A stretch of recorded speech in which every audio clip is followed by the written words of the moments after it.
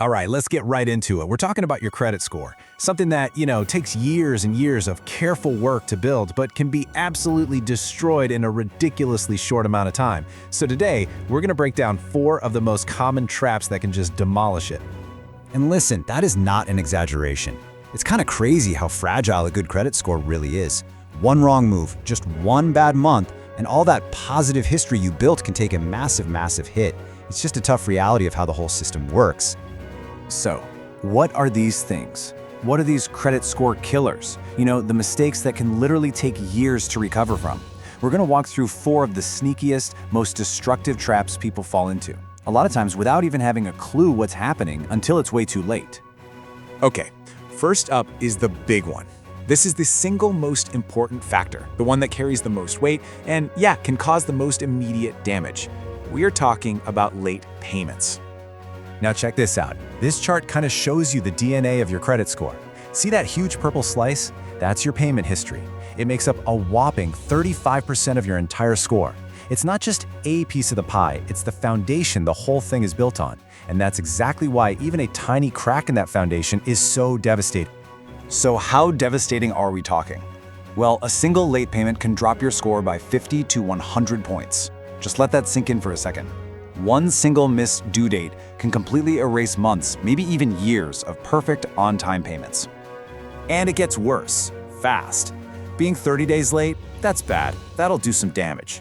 At 60 days, it becomes really serious. And once you hit 90 days late, well, now you're looking at some long-term harm to your credit that lenders are going to see as a huge red flag.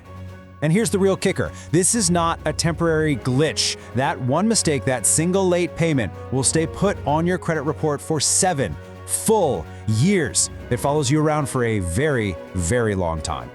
And hey, don't think this is just about your mortgage or a big car loan. We're talking about a forgotten medical copay, or maybe that last $50 utility bill from an apartment you moved out of. If that gets sent to collections, it can cause the exact same massive score drop.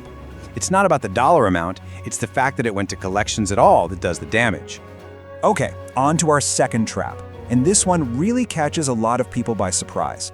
It's all about how much of your available credit you're using at any given time. It's a thing called credit utilization.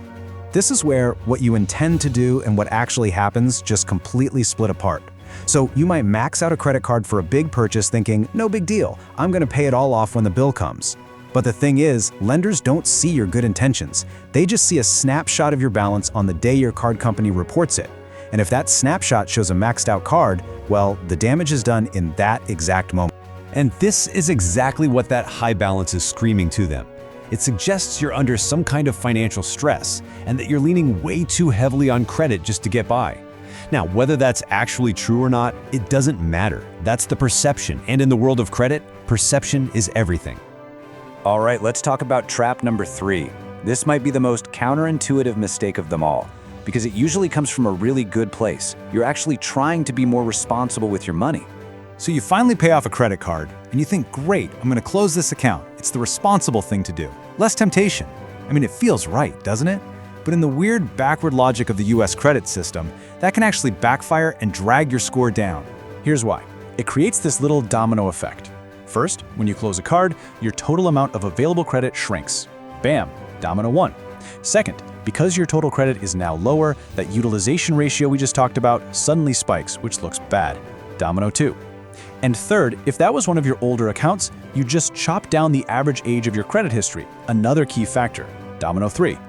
All bad news. So, our final trap is all about being a little too eager. It's about the danger of applying for too much new credit in a really short period of time. See, every time you formally apply for a new loan or a credit card, the lender does what's called a hard inquiry on your credit report. It's basically an official credit check, and every single one of those can cause a small, temporary dip in your score. Now, one inquiry isn't really the problem. It's when you get a whole bunch of them close together. When lenders see a lot of recent applications, it doesn't look like you're just shopping around for a good rate. It looks like you might be desperate for cash, maybe financially unstable, and that makes them way more likely to just say no. You've got to space those applications out. So, after going through all these traps, late payments, high utilization, closing old accounts, application sprees, what's the big picture here? What's the real lesson we should be taking away from all of this?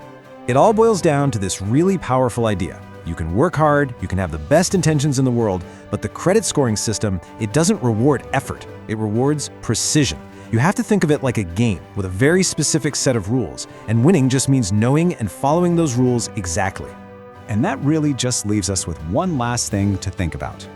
When you look at your own financial habits, are they based on the precise rules of the system we've just been talking about?